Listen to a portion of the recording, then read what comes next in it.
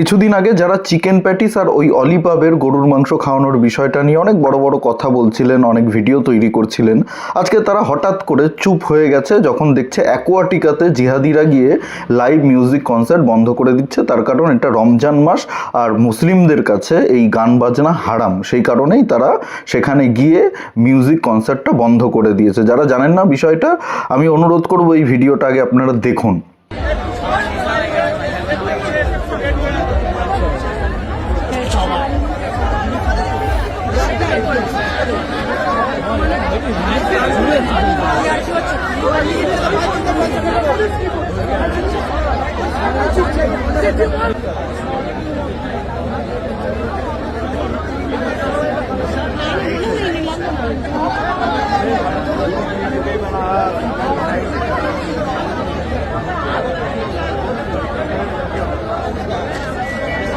এই ভিডিওটা কিন্তু উত্তরপ্রদেশের ভিডিও না, মহারাষ্ট্রের ভিডিও না, মধ্যপ্রদেশের ভিডিও না, গুজরাটের ভিডিও না, এটা আমাদের পশ্চিমবঙ্গের ভিডিও, কোনো বিজেপি শাসিত রাজ্যের ভিডিও না, কলকাতার ভিডিও। এটা দুদিন আগে কলকাতার অ্যাকোয়াটিকাতে একটি লাইভ মিউজিক কনসার্টের আয়োজন করা হয়েছিল, সেখানে এই দাড়ি টুপি পরা জিহাদি মোল্লারা গিয়ে বাধা দিয়েছে।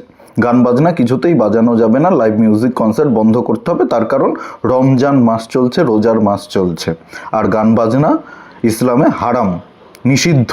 সেই কারণেই গান বাজনা কলকাতায় করা যাবে না। একেবারে গিয়ে গান বাজনা গায়ের জোরে বন্ধ করে দিয়েছে। আর ওখানে দাঁড়িয়ে কলকাতা পুলিশ মজা দেখছিল, দিদির পুলিশ ওখানে দাঁড়িয়ে মজা দেখছিল। তার কারণ দুধেল গাই, দিদির ভোট ব্যাংক, কিচ্ছু বলা যাবে না। আজকে কলকাতার এই অবস্থা, আপনারা যারা দুদিন আগে খুব বড় বড় কথা বলছিলেন ওই প্যাটিস কাণ্ড নিয়ে, চিকেন প্যাটিস নিয়ে আপনাদের অনেক যন্ত্রণা হয়েছিল, অলিপাবে যখন গরুর মাংস খাইয়ে দেওয়া হলো একজন যুবককে, তখন আপনারা অনেক বড় বড় কথা বলেছিলেন, অনেক কন্টেন্ট ক্রিয়েটাররা অনেক বড় বড় ডায়লগ দিয়েছিল। আজকে এটা দেখে আপনারা চুপ কেন? আজকে প্রতিবাদ করুন, আজকে কথা বলুন। বাংলা সংস্কৃতি নিয়ে আপনারা বড় বড় কথা বলেন, গান বাজনা কি বাংলা সংস্কৃতির বাইরে? নাকি বাংলাতে গান বাজনা গাওয়া যাবে না? এটা আফগানিস্তান। আফগানিস্তানে যেরকম তালিবান ফতোয়া জারি করে দিয়েছে, গান বাজনা করা যাবে না, কোনো মিউজিক্যাল প্রোগ্রাম হবে না, কোনো ইনস্ট্রুমেন্ট বাজানো যাবে না, সঙ্গীত একেবারেই নিষিদ্ধ। বাংলাদেশও সেই পথেই যাচ্ছে, পশ্চিমবঙ্গও কি সেই পথেই যাচ্ছে? এটাকে কি আপনারা চুপ করে থেকে সমর্থন করছেন?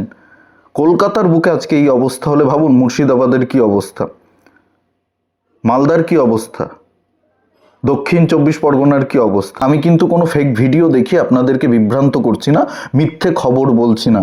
এটা কলকাতার ঘটনা, অ্যাকোয়াটিকার ঘটনা, দুদিন আগের ঘটনা। আপনারা যারা জানেন না একটু খোঁজ নিয়ে দেখুন, জানতে পারবেন। যদি মনে হয় যে দিবাকর দেবনাথ ভুল খবর বলছে, দিবাকর দেবনাথ ভুল ভিডিও দেখিয়ে বা অন্য জায়গার অন্য কোনো ঘটনার ভিডিও দেখিয়ে পশ্চিমবঙ্গে অশান্তি ছড়ানোর চেষ্টা করছে, বিভাজনের রাজনীতি করছে, আমার নামে আপনারা মামলা করুন যে জাগরণ বাংলা থেকে দিবাকর দেবনাথ নামক একজন ব্যক্তি ভুয়ো ভিডিও দেখিয়ে, অন্য রাজ্যের ভিডিও বা অন্য কোনো ঘটনার ভিডিও দেখিয়ে এটাকে অ্যাকোয়াটিকার প্রোগ্রাম বন্ধ করে দেওয়ার ঘটনা বলে চালাচ্ছে। ভালো করে দেখুন ভিডিওটা, তাহলেই বুঝতে পারবেন। এখানে কলকাতা পুলিশ দাঁড়িয়ে দাঁড়িয়ে মজা দেখছে, দিদির পুলিশ দাঁড়িয়ে দাঁড়িয়ে মজা দেখছে, আর একদল জিহাদি, দাড়ি টুপি পরা জিহাদি, তারা এসে প্রোগ্রাম বন্ধ করে দিচ্ছে। আর কবে আপনাদের ঘুম ভাঙবে? আর কবে ঘুম ভাঙবে আপনাদের? আজকে সিপিএমের সব কমিউনিস্টরা চুপ করে রয়েছে, কোনো প্রতিবাদ করছে না।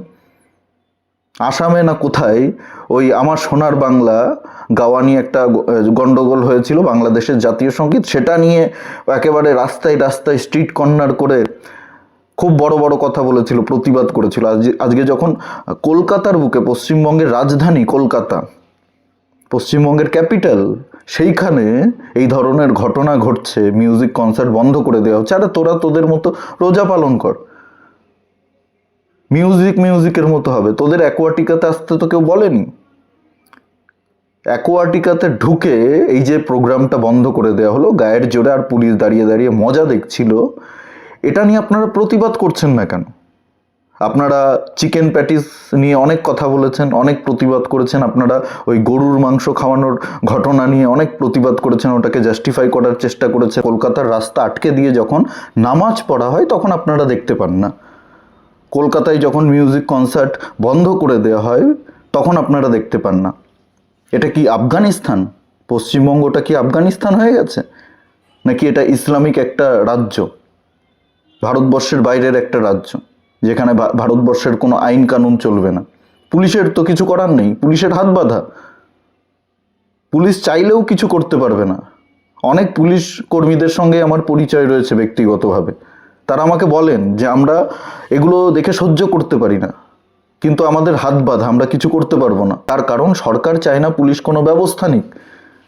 আজকে মমতা বন্দ্যোপাধ্যায় পশ্চিমবঙ্গটাকে কোথায় নিয়ে গেছে একবার ভাবুন তো। পশ্চিমবঙ্গের সংস্কৃতি নিয়ে আপনারা অনেক বড় বড় কথা বলেন, বিজেপি আসলে পশ্চিমবঙ্গের সংস্কৃতি নষ্ট হয়ে যাবে, ধ্বংস করে দেবে পশ্চিমবঙ্গের সংস্কৃতি।